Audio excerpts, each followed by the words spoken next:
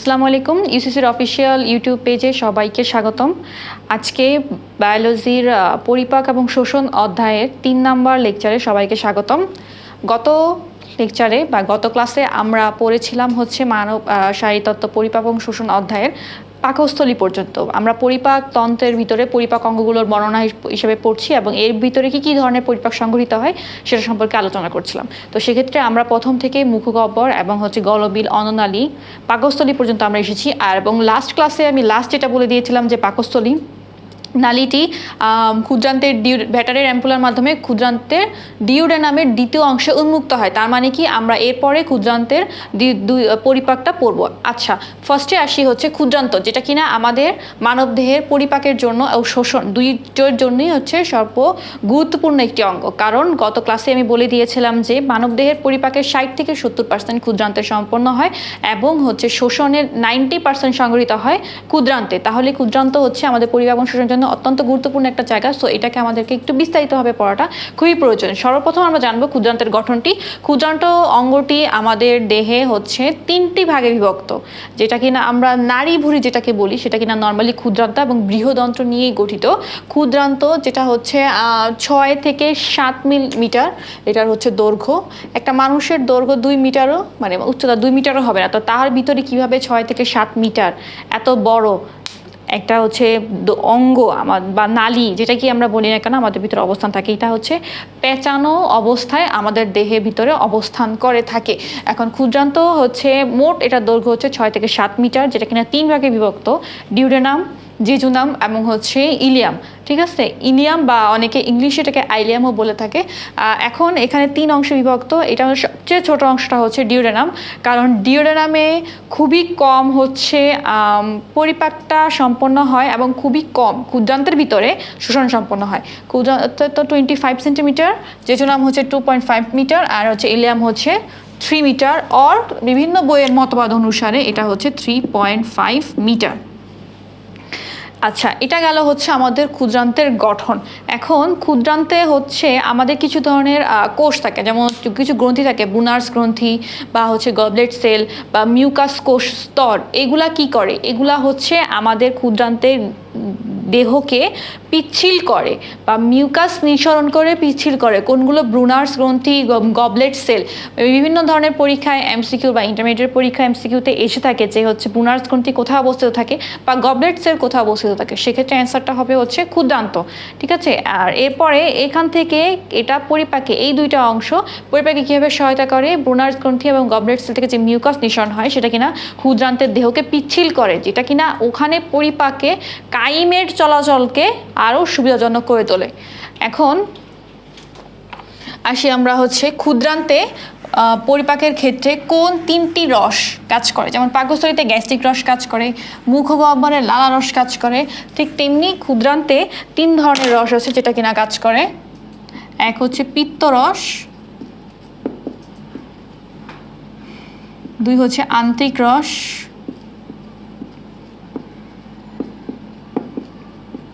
3 অগ্নাশয় রস।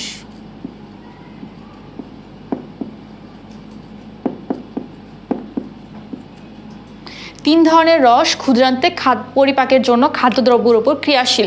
এর ভিতরে পিত্তরসের ডিরেক্ট একদম সরাসরি কোনো পরিপাক ক্রিয়া নেই, সরাসরি কোনো পরিপাক ক্রিয়া নেই। পিত্তরসের গঠনে পিত্তরস নর্মালি হচ্ছে যকৃতে ক্ষয়িত হয়। যকৃতে পিত্ত থলি নামক একটা অঙ্গ থাকে, সেখান থেকে পিত্তরস ক্ষয়িত হয়। পিত্তরসের বিভিন্ন মানে উপাদান যেগুলো, পানির সাথে পিত্তরসের বিভিন্ন ধরনের রঞ্জক আর লবণ থাকে, যেটা কিনা আমরা যখন যকৃত পড়ব পরবর্তী অংশে তখন সেখানে আমরা দেখবো যে পিত্তরসের গঠনে কি কি থাকে। এখন এখানে পিত্তরসের গঠন থাকে মেইনলি হচ্ছে পানি, এরপরে আছে বিভিন্ন ধরনের লবণ, সোডিয়াম বাইকার্বনেট, তারপরে হচ্ছে বিভিন্ন ধরনের রঞ্জক, বিলিরুবিন, বিলিভার্ডিন। ঠিক আছে, এরপরে এখানে পিত্তরসের সরাসরি কোনো পরিপাক ক্রিয়া না থাকার পরেও এখানে পিত্তরসে অবস্থিত সোডিয়াম বাইকার্বনেট পাকস্থলী থেকে কাইমে আসা, কাইম কি? খাদ্যদ্রব্যের অপরিপাকৃত অবস্থা বা অর্ধপরিপাকৃত খাদ্যদ্রব্যকে কাইম বলা হয়। সেখানে তোমার হচ্ছে খাদ্যদ্রব্যের সাথে অল্প পরিমাণ হাইড্রোক্লোরিক অ্যাসিডকে প্রশমিত করে। আমরা কেমিস্ট্রিতে পড়েছিলাম যে অ্যাসিড এবং ক্ষার দুয়ে মিলে একে অপরকে প্রশমিত করে একটা নিউট্রাল মানে নিষ্ক্রিয় অবস্থা তৈরি করে। কিন্তু এখানে বাইকার্বনেট পিত্তরসের থেকে ক্ষরিত বাইকার্বনেটের পরিমাণ খুব বেশি হওয়াতে এবং হাইড্রোক্লোরিক কাইমে অবস্থিত খাদ্যদ্রব্যের ভিতরে হাইড্রোক্লোরিকের পরিমাণ কম হওয়ার কারণে এই দুইটা প্রশমন বিক্রিয়ায় কিছু পরিমাণ বাইকার্বনেট রয়ে যায়।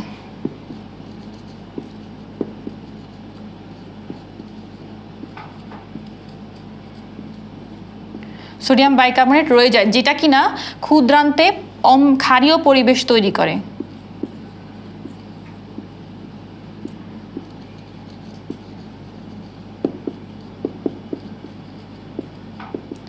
পরিবেশ তৈরি করে, that's mean pH is greater than 7, ঠিক আছে? কারণ ক্ষুদ্রান্তে খাদ্যদ্রব্যের পরিপাক হওয়ার জন্য তোমার ক্ষারীয় অবস্থা বা ক্ষারীয় পরিবেশটা খুবই প্রয়োজন। এরপরে আমরা পড়ব ক্ষুদ্রান্তে খাদ্যবস্তুর পরিপাক।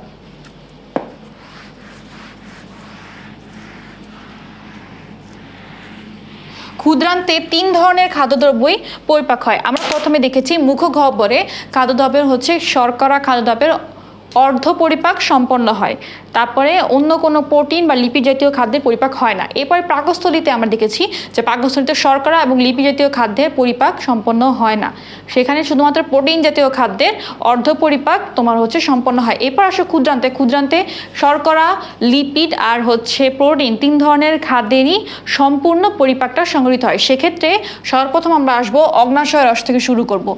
পিত্তরসে তো সরাসরি কোনো বিক্রিয়া নেই, পরিপাক বিক্রিয়া নেই, কিন্তু অগ্ন্যাশয় রস এবং হচ্ছে আন্ত্রিক রসে অবস্থিত এনজাইমগুলোর সম্পূর্ণ ধরনের বিক্রিয়াগুলো উপস্থিত আছে।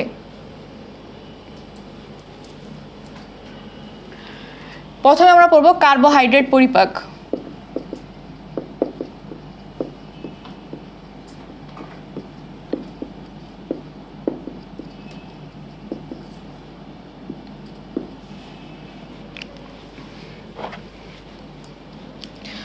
শর্করা খাদ্যের পরিপাকের সর্বপ্রধান এনজাইম হচ্ছে অ্যামাইলেজ।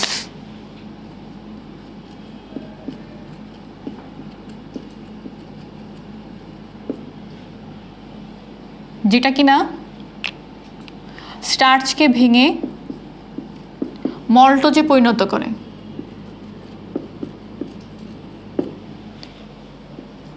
এরপরে প্রয়োজন হচ্ছে মল্টোজকে ভাঙার জন্য মল্টেজ,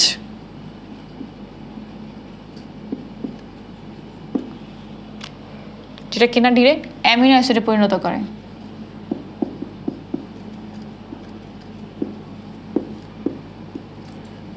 এরপরে আসবো আমরা আন্ত্রিক রসে কিভাবে কার্বোহাইড্রেট পরিপাক হয়।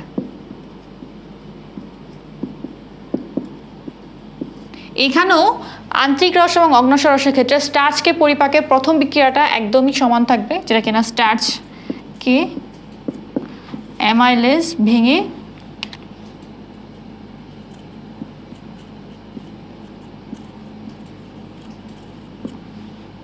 মল্টোজে পরিণত করবে।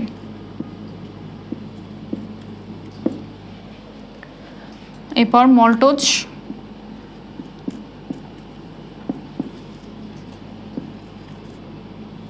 মল্টেজ কিভাবে গ্লুকোজে পরিণত করবে। এখানে আরো দুটি প্রধান বিক্রিয়া আছে, সেটা হচ্ছে ল্যাকটোজ।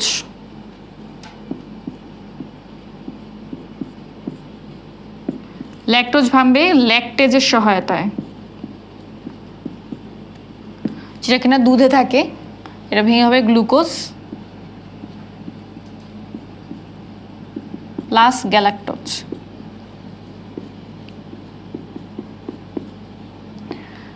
এরপরে প্রধান একটি কার্বোহাইড্রেট জাতীয় খাদ্য আছে, সেটা হচ্ছে সুক্রোজ, যেটা কিনা আমরা অধিক মাত্রায় গ্রহণ করে থাকি।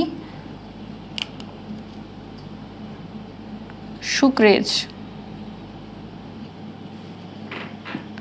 কে ভেঙে গ্লুকোজ প্লাস ফ্রুক্টোজে পরিণত করবে।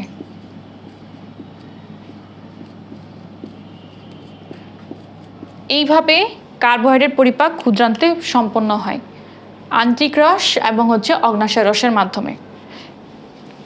এরপরে আমরা দেখব প্রোটিন জাতীয় খাদ্য কিভাবে পরিপাক হয়।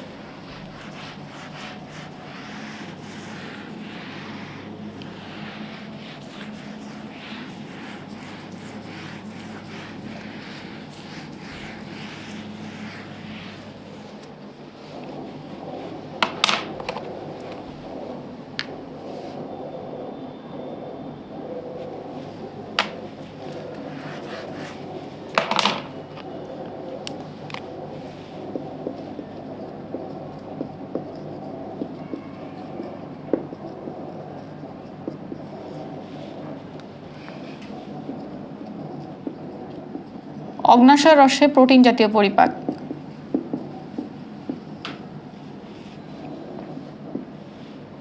প্রথমে আসি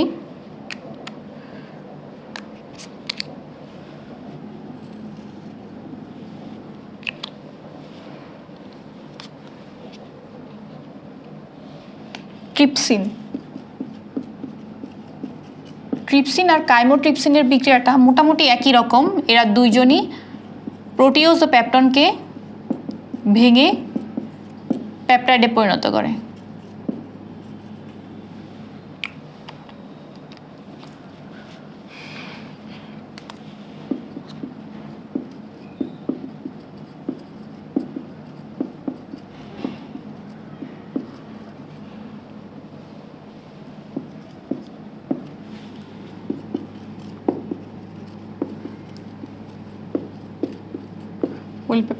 পলিপেপটাইড।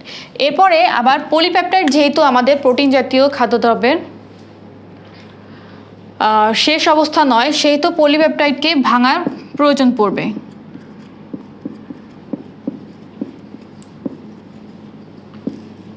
পলিপেপটাইডকে ভাঙবে পলিপেপটাইডেজ।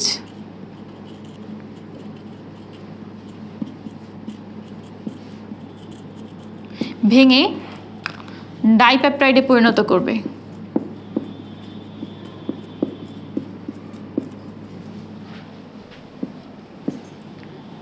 এরপর ডাইপেপটাইড।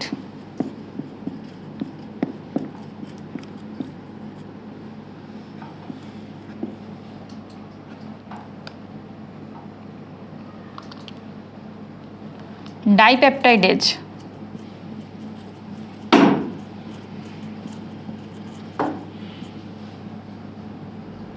Amino acid.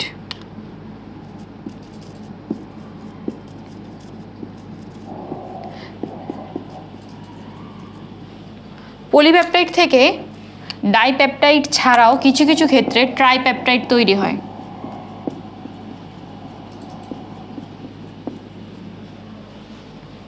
সেক্ষেত্রে ট্রাইপেপটাইডকে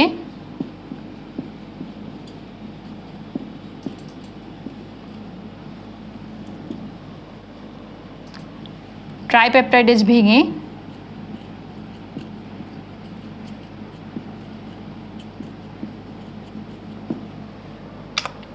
অ্যামিনো অ্যাসিডে পরিণত করে, যেটা কিনা প্রোটিন জাতীয় খাদ্যের একদম সর্বশেষ অবস্থা। এটা গেল অগ্ন্যাশয় রসে প্রোটিন জাতীয় খাদ্যের পরিপাক। এবার আমরা দেখব আন্ত্রিক রসে কিভাবে প্রোটিন জাতীয় খাদ্যের পরিপাক হয়।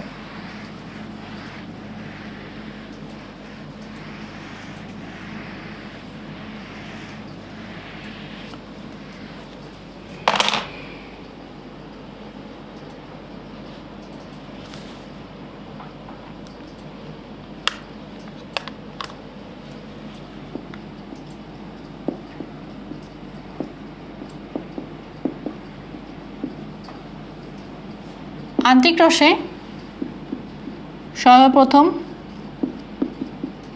প্রোটিওজ ও পেপটন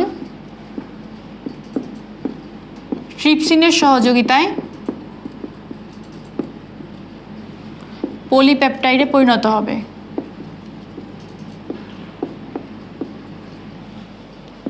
এরপর পলিপেপটাইড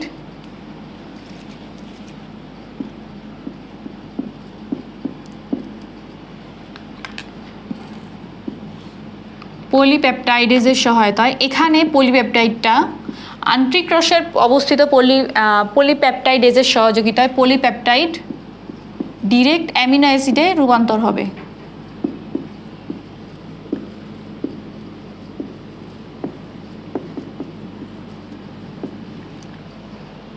এরপরে আরেকটি গুরুত্বপূর্ণ বিক্রিয়া আছে, এটা হচ্ছে কোলাজিনেজ, যেটা কিনা কোলাজেন জাতীয় খাদ্যকে ভেঙে পরিপাক উপযোগী হিসেবে তৈরি করবে। কিন্তু এটি কোলাজেনকে একদম ডিরেক্ট অ্যামিনো অ্যাসিডে রূপান্তরিত করবে না, এটাকে হবে সরল পেপটাইড, যেটা কিনা আমাদের দেহে শ্বসন উপযোগী।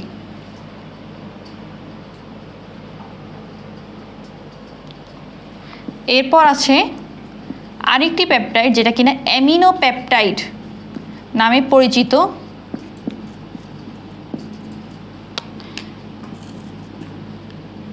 অ্যামিনো পেপটাইডেজ নামক এনজাইম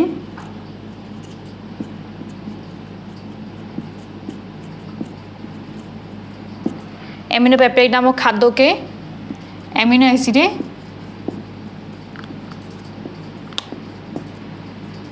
রূপান্তর করবে। এই গেল হচ্ছে সকল ধরনের প্রোটিন জাতীয় খাদ্যের ক্ষুদ্রান্তের পরিপাক। এরপরে আরেকটি খাদ্য আছে যেটা কিনা আমাদের শরীরে অত্যন্ত গুরুত্বপূর্ণ, মানে আমরা পছন্দ করি, যেটা কিনা বাইরের ফাস্ট ফুড হিসেবে আমরা চিনি, ফ্যাট জাতীয় খাবার একমাত্র ক্ষুদ্রান্তেই পরিপাক হয়। আর এটার পরিপাকের জন্য অগ্নাশয় রস এবং আন্ত্রিক রসের কোনো আলাদা আলাদা এনজাইমের প্রয়োজন হয় না। একটি মাত্র এনজাইম যেটা কিনা লাইপেজ,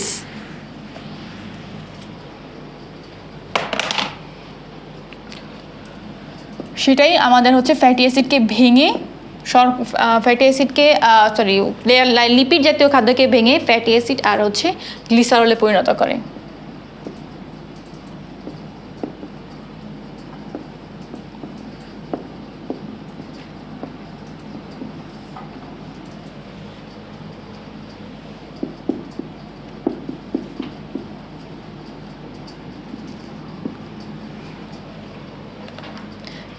কালি শেষ হয়ে আসছে এখান থেকে।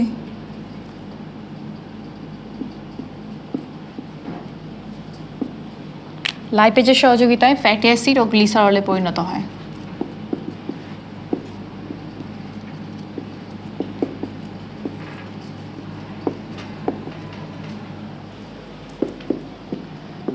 তারপরে ট্রাইগ্লিসারাইড, যেটা কিনা আমাদের হৃৎপিণ্ডের রোগের সর্বপ্রধান কারণ। ট্রাইগ্লিসারাইড জাতীয় খাদ্য আমাদের দেহে কীভাবে পরিপাক হয়, কিসের মাধ্যমে পরিপাক হয়? ট্রাইগ্লিসারিডেজ।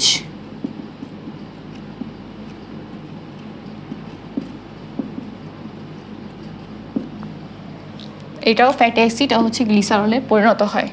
এরপর আসি ফসফোলিপিড।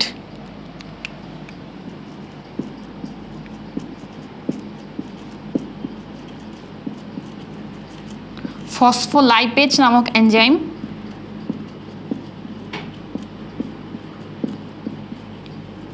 ফসফোলিপিডকে ভেঙে ফ্যাটি অ্যাসিড ও গ্লিসারলে পরিণত করে। এরপরে হচ্ছে কোলেস্টেরল।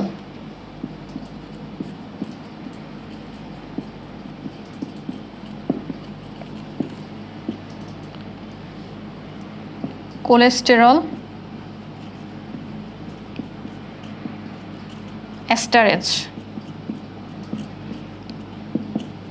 নামক এনজাইম কোলেস্টেরলকে ভেঙে ফ্যাটি অ্যাসিড এবং গ্লিসারলে পরিণত করে। এই চারটি হচ্ছে লিপিড পরিপাকের প্রধান বিক্রিয়া, যেটা কিনা অগ্নাশয় রস এবং হচ্ছে আন্ত্রিক রস দুইয়ের মাধ্যমেই হচ্ছে সংঘটিত হয়ে থাকে। এখন আমরা আসি লিপিড পরিপাক কি ডিরেক্ট হয়ে যায়? লিপিড পরিপাক কিন্তু একদমই সরাসরি এনজাইমের সাহায্যে হয় না। প্রথমে লিপিড জাতীয় খাবার ক্ষুদ্রান্তে প্রবেশ করে, ক্ষুদ্রান্তে প্রবেশ করার পরে পিত্তরসে অবস্থিত লবণের মাধ্যমে এই স্নেহ জাতীয় খাদ্য ক্ষুদ্র ক্ষুদ্র দানা এবং হচ্ছে কণায় পরিণত হয়। কারণ স্নেহ জাতীয় খাদ্য রাবারি টাইপের থাকে, মানে হচ্ছে ইলাস্টিসিটি স্নেহ জাতীয় খাদ্যে বেশি থাকার কারণে সেই ইলাস্টিসিটিটা নষ্ট করার জন্য ইমালসিফিকেশন পদ্ধতিটার খুব প্রয়োজন হয়। কারণ ইলাস্টিসিটিটা হচ্ছে পরিপাকে যাওয়ার অযোগ্য, খাদ্যের ভিতর অবস্থিত যে ইলাস্টিসিটিটা সেটা হচ্ছে পরিপাকে যাওয়ার অযোগ্য। সেটা হলে এনজাইমও সেটার উপরে কাজ করবে না, কারণ একটা ইলাস্টিকের আবরণটা লিপিড জাতীয় খাদ্যকে আবৃত করে রাখে, যার কারণে যাওয়ার আগে পিত্ত লবণের সহযোগিতায় স্নেহ জাতীয় খাদ্য ছোট ছোট দানা এবং হচ্ছে কণায় পরিণত হয়, সেটাকে কিনা বলা হয় ইমালসিফিকেশন। এখন এই প্রোটিন জাতীয় খাদ্য, লিপিড জাতীয় খাদ্য, শর্করা জাতীয় খাদ্য সব কিছুই পরিপাক হবে দুইটা হরমোনের মাধ্যমে, যেটা কিনা হচ্ছে ক্ষুদ্রান্তের ভিলাই থেকে নিঃসৃত হয়। সেই দুইটা হরমোনের নাম হচ্ছে এন্টেরোকাইনিন ও কোলেসিস্টোকাইনিন।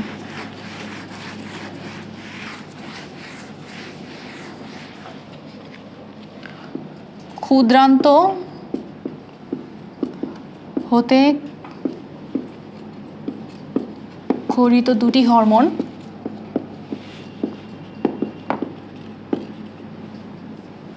যেটা পরিপাক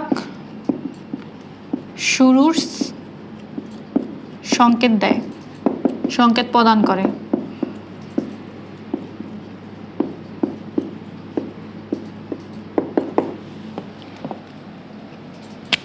এন্টারোকাইনিন,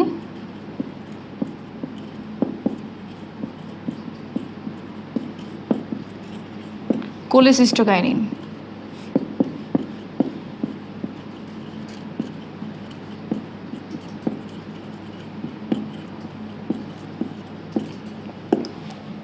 ক্ষুদ্রান্তের খাদ্যদ্রব্য শ্বসন 90% সংগঠিত হয়। ক্ষুদ্রান্তের শ্বসন পড়তে হলে আমাদেরকে সর্বপ্রথম জানতে হবে হচ্ছে যকৃত সম্পর্কে, যকৃতের সঞ্চয়ী বিপাকের ভূমিকা এবং যকৃত থেকে ক্ষয়িত পিত্তরস সম্পর্কে আমাদের জানতে হবে, যেটা কিনা আমরা অবশ্যই আমাদের নেক্সট ক্লাসে হচ্ছে পড়বো। ঠিক আছে, ততক্ষণ পর্যন্ত সবাইকে আল্লাহ হাফেজ।